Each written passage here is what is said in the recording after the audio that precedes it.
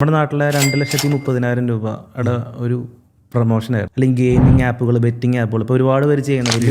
അപ്പോൾ നിങ്ങൾക്കൊരു ഇൻഫ്ലുവൻസർ അല്ലെങ്കിൽ കണ്ടന്റ് ക്രിയേറ്റർക്ക് വേണ്ടി ക്വാളിറ്റികൾ അപ്പോൾ നിങ്ങളൊരു അഭിപ്രായത്തിലുണ്ടാകും. അപ്പോൾ നിങ്ങൾ പറഞ്ഞു നിങ്ങളെ കുറച്ച് ക്വാളിറ്റീസ്. ഞാൻ അന്നൊരു വീഡിയോ കണ്ടിട്ടുണ്ടായിരുന്നു. നിങ്ങൾക്ക് എന്തോ ഒരു കമ്പനിയുടെ ഓഫർ അന്ന് ഞാൻ ഡിസ്കസ് ചെയ്തിട്ടുണ്ടായിരുന്നു. മറ്റേ ഒരു എന്താ പറയുക ആൽക്കഹോളിൻ്റെ ഒരു അഡ്വർടൈസ്മെന്റ് ചെയ്തു തരാമെന്ന് പറഞ്ഞിട്ടുള്ളൊരു.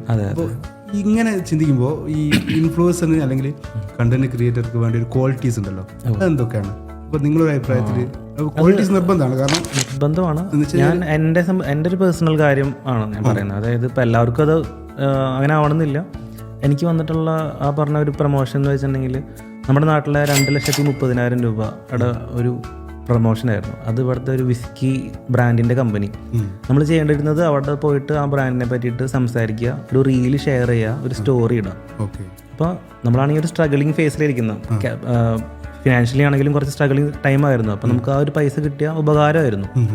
പക്ഷെ അപ്പോഴും ഞാനത് റിജക്റ്റ് ചെയ്തിട്ട് ഞാൻ പറഞ്ഞു ഞാനത് അങ്ങനത്തെ വർക്ക് എടുക്കുന്നില്ല എന്ന് പറയാൻ കാരണം, നമ്മുടെ ഒരു പ്രൊഫൈൽ ത്രൂ നമ്മൾ ഫോളോ ചെയ്യുന്ന ആളുകൾക്ക് ഒരിക്കലും ഒരു ആൽക്കഹോളിൻ്റെ ഒരു പ്രൊമോഷൻ അല്ലെങ്കിൽ അത് ടൊബാക്കോൻ്റെ പ്രൊമോഷൻ അല്ലെങ്കിൽ ഗെയിമിംഗ് ആപ്പുകൾ, ബെറ്റിംഗ് ആപ്പുകൾ ഇപ്പോൾ ഒരുപാട് പേര് ചെയ്യുന്ന വലിയ വലിയ ആൾക്കാർക്ക് ചെയ്യുന്നതാണ്. അതൊക്കെ അവരുടെ ഇഷ്ടമാണ്. പക്ഷേ എൻ്റെ പ്രൊഫൈലിൽ അങ്ങനെയൊന്നും ചെയ്യില്ല എന്നുള്ളത് ഞാനന്ന് തീരുമാനിച്ച കാര്യമാണ്.